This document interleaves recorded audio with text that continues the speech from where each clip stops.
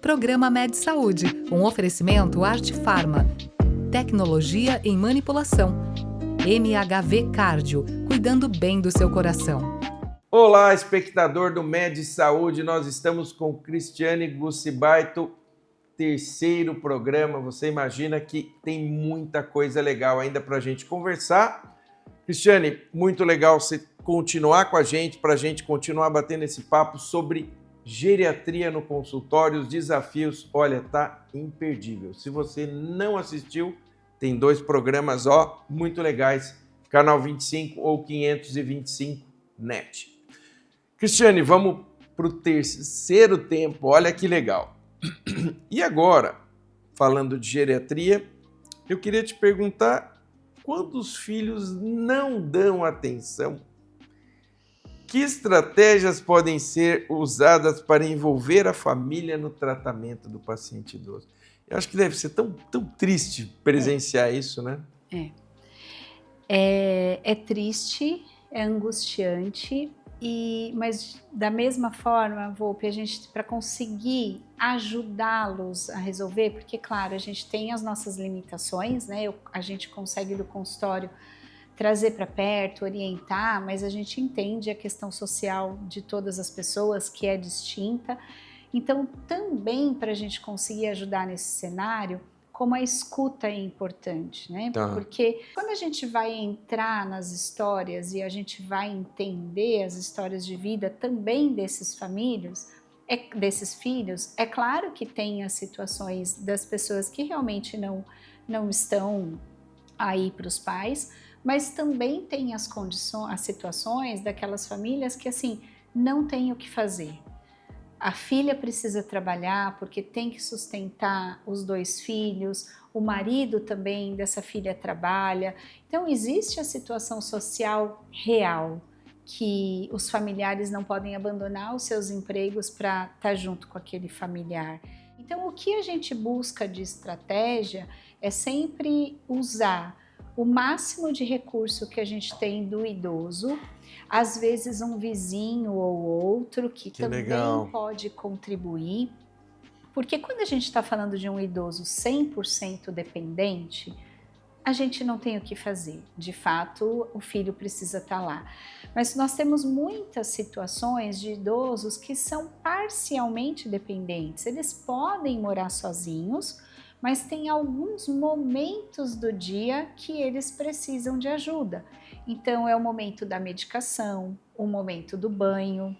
Então a gente precisa nessas situações conseguir fragmentar de novo, individualizar e entender que recursos, que momentos que esse paciente precisa estar assistido.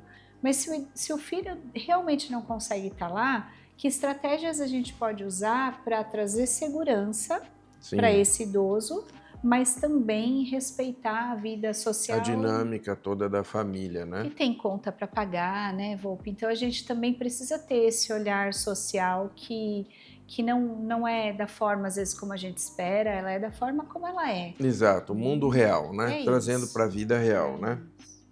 Quando é a hora do filho intervir nas decisões do idoso? Lembra que a gente estava comentando no outro programa sobre quais batalhas a gente vai comprar? Sim.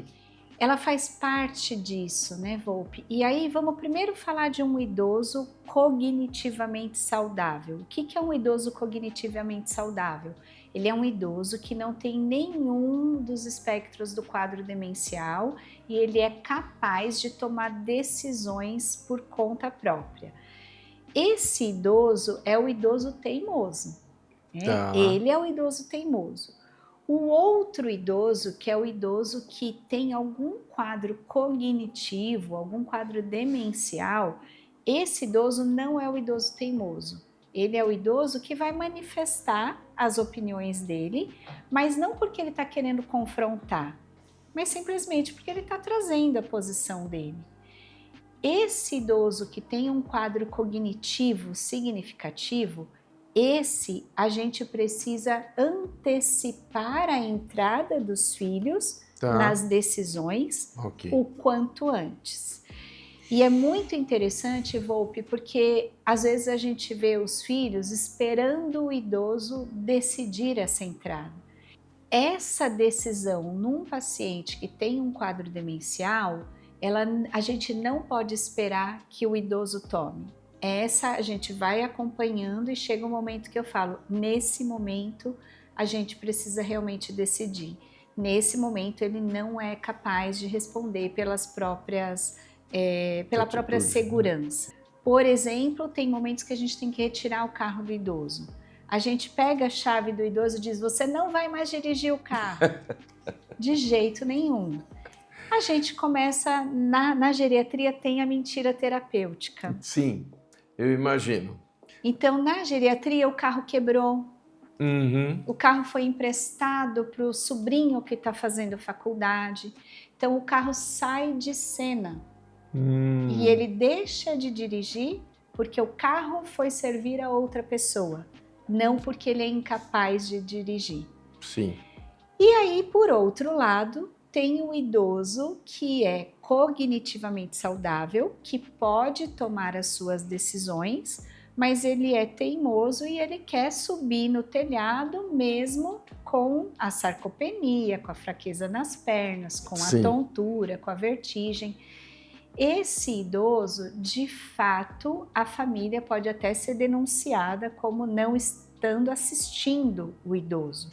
Tá. E aí existe esse risco sim para os filhos também. Então, essas brigas no quadro cognitivo, a gente precisa realmente sentar com o paciente e aí mostrar para ele os riscos que os filhos assumem quando ele começa a resistir esses tratamentos ou essas condições de funcionalidade. Então, cada perfil de paciente e cada decisão, ela tem que ser tomada de uma forma única. Quando é hora de parar de dirigir? Vamos deixar esse recado aqui importante para você familiar, para você que está nos ouvindo. Quando é a hora que você fala assim, ó, aqui eu vou ter que conversar com essa família, esse idoso precisa parar de dirigir. Eu vou responder essa pergunta, Volpe, mas antes eu vou trazer uma reflexão para a gente. Tá. Imagina que alguém chegue para você aqui agora e diga assim, a partir de agora você não pode pegar o seu carro, você não pode mais fazer tudo o que você faz hoje. Você está com a cabeça boa, você está com a vontade presente, você tem os sonhos presentes, mas vem alguém aqui e diz para você, você não pode mais dirigir a partir de amanhã. É assim que o idoso se sente, da mesma forma como a gente se sentiria. Primeiro de tudo é a gente entender isso.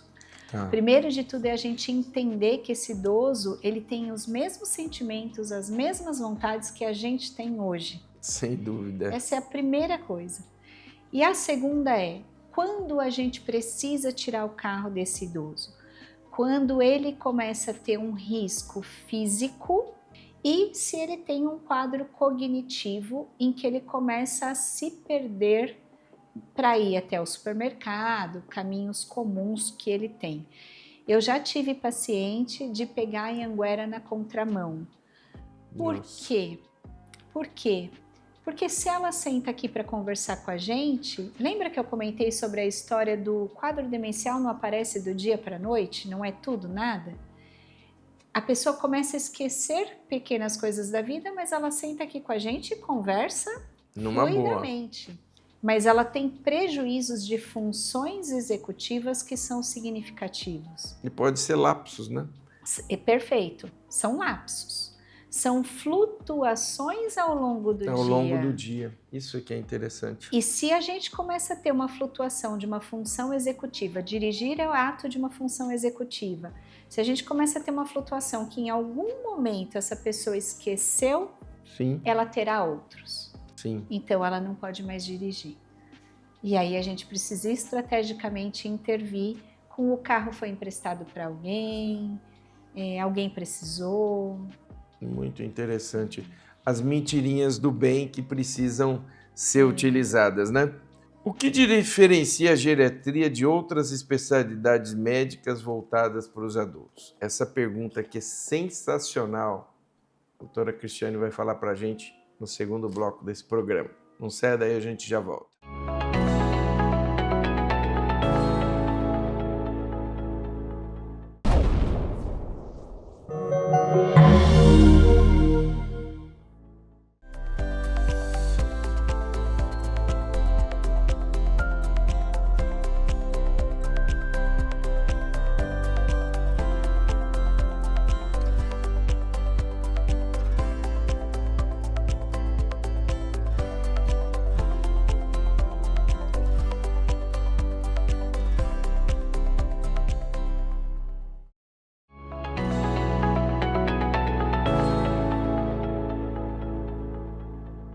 Estamos de volta com a doutora Cristiane Gussibaito no segundo bloco do terceiro programa Geriatria em Consultório. Muito legal. Cristiane, essa pergunta que eu fiz no final do primeiro bloco foi provocativa.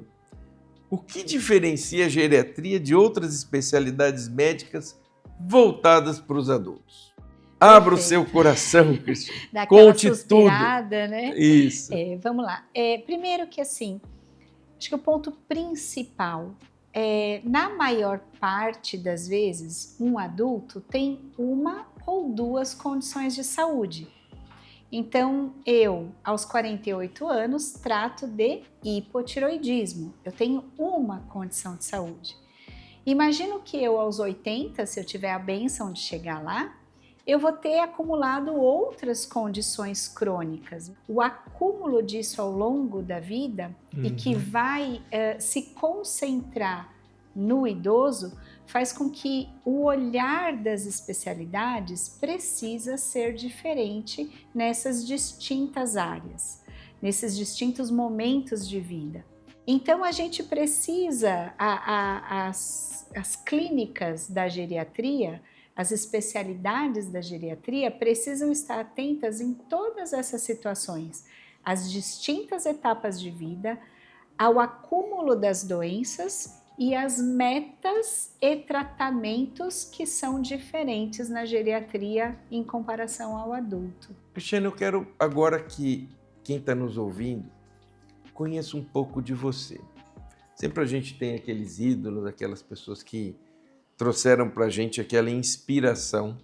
Você já me disse que quando foi fazer medicina, queria cuidar das pessoas tal, e de forma integral. Então isso te conduziu para a geriatria. Mas claro que ao longo desse caminhar você conheceu pessoas que tiveram influência extremamente positiva nas tuas escolhas. Quem foram essas pessoas? É uma pergunta que mexe com a gente, né? Mexe né? muito. Pela suspirada que você deu aí, eu já senti. É gostoso porque, assim, eu venho de uma família que ninguém tinha formação universitária, então eu fui a primeira pessoa a me formar em uma universidade. Venho de uma família bastante simples, em que passar na medicina já era... Meu pai tentava fazer com que eu fizesse outras coisas porque ele tinha medo que eu me decepcionasse, que eu não conseguisse. E eu não prestava faculdades particulares porque ele não teria condições de pagar. Então, as primeiras pessoas que me influenciaram nessa jornada de luta foi meu pai e minha mãe. Então, que legal, que bonito isso. A primeira situação foi conseguir entrar na faculdade, numa faculdade pública, porque só assim que eu poderia fazer, vindo de uma família que eu não tinha nenhum universitário, nenhuma pessoa bem-sucedida para me espelhar, mas eu tinha meu pai e minha mãe que vieram do interior do sul, com cara e coragem e que batalharam pelos sonhos. Você morava em Jundiaí nessa época? Eu morava em Guarulhos. Então eles foram as primeiras pessoas que me influenciaram, essa questão de lutar pelo que eu realmente queria, que era o meu dom. E na carreira teve um professor, que era o professor Ronan, que ele nos pegava na mão e ele falava: a clínica é soberana. E esse "a clínica é soberana", com tantos exames, com tantos TikToks. Nossa Senhora! Com tantas não informações e informações, ele foi a pessoa que mais me influenciou a ouvir. A clínica é soberana. Então, o paciente chega e coloca aquele exame na minha frente, eu falo: daqui a pouquinho a gente vê isso, deixa eu te escutar. Tá. Ele foi o cara que me moldou nessa escuta e entender que o ser humano que está atrás daquele exame, ele é quem tem que ser ouvido, quem tem que ser atendido. Então, o Ronan foi uma pessoa que fez uma grande diferença para você. Você passou pela Unifesp, que é uma grande universidade. Quem ali te chamou a atenção? Lá eu fiz a especialização de geriatria e a gente tinha um grupo muito grande de pessoas e lá eu não tive uma inspiração, eu tive grupos de pessoas, incluindo os residentes e os alunos. Olha que bacana! Que me ensinaram esse lugar da geriatria. Então lá eu tive grupos que me conduziram nessa transformação desse olhar para o idoso, desse olhar para os detalhes que o idoso traz. E isso foi vivido na prática com eles nos ambulatórios, nos atendimentos. Lá eu não tive uma pessoa, eu tive um grupo de pessoas que cada um deles me sinalizou uma forma de olhar que eu ainda não conhecia. Como é que você vê a geriatria no Brasil, Cristiane? É boa? Como é que ela está ranqueada em termos de mundo? O Brasil é bom em geriatria? A geriatria brasileira é boa, é respeitada? A nossa geriatria, os nossos profissionais de geriatria são incríveis. A gente tem profissionais em Jundiaí, Brasil, extremamente competentes e capazes. A forma como os estudos são conduzidos no Brasil também. Mas a gente tem uma diferença do mundo na questão da geriatria, que é, em alguns lugares do mundo, o tratamento da geriatria ainda é muito pautado em exames. Então, a gente está muito à frente nessa questão da individualização. Nossa, que legal, que bacana ouvir isso. Eu tenho alguns pacientes que já vieram para mim dos Estados Unidos com um calhamaço de exames dizendo, não sei o que eu tenho. Porque foi feita a coleta do exame da medula, porque lá eles têm, para poder identificar a proteína, para ver se tinha doença de Alzheimer, mas ninguém contou o que é isso, quais os próximos passos, como a família se prepara para esse paciente que tem Alzheimer. Como é que você gerencia o seu envelhecimento, que é natural, embora esteja linda, mas todos nós envelhecemos, a Cristiane, ser humano que está envelhecendo, e o exercício da profissão de geriatra? Como é que internamente você faz esse gerenciamento entre você, que obviamente está vivendo e envelhecendo, e cuidando de pessoas muitas vezes longevas? Como é que você faz esse gerenciamento interno? Muito, muito bacana essa pergunta, Volpi. Estar dentro do consultório com os idosos é uma grande lição de vida. Porque o que a gente vê, os médicos, nutricionistas, área da saúde, atores, atrizes vendendo como longevidade e muito investimento financeiro numa longevidade estética, numa longevidade aparente, né? Aparente. Porque na verdade a gente sabe que aquilo é uma máscara.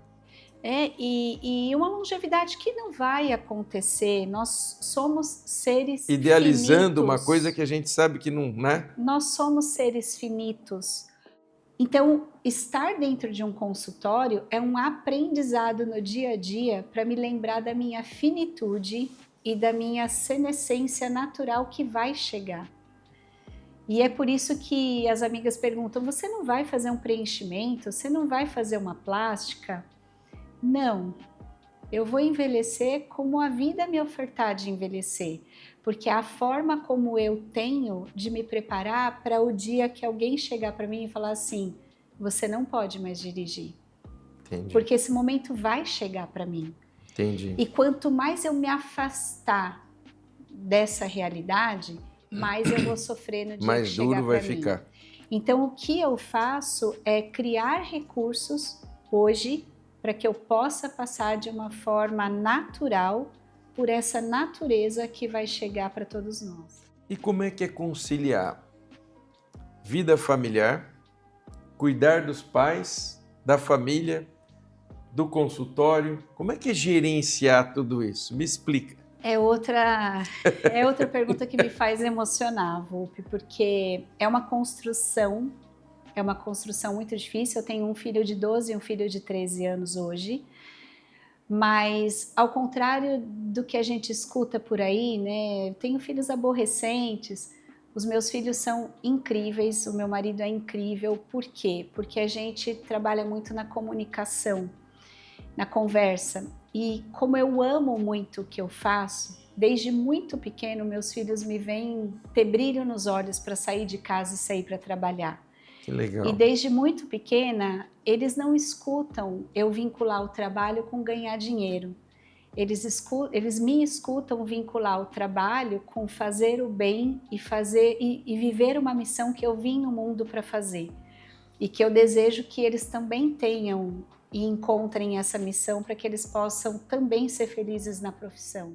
Então Legal. É assim que eu equilibro os pratinhos. Eles caem, com certeza, mas tê-los juntos nessa missão é o que me move e é como eu consigo conciliar tudo isso.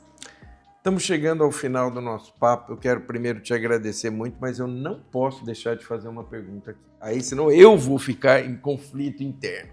Que papel tem a espiritualidade, independente da religião?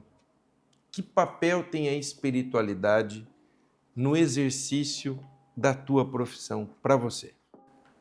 Outra suspirada, porque a espiritualidade ela é um pilar da minha vida.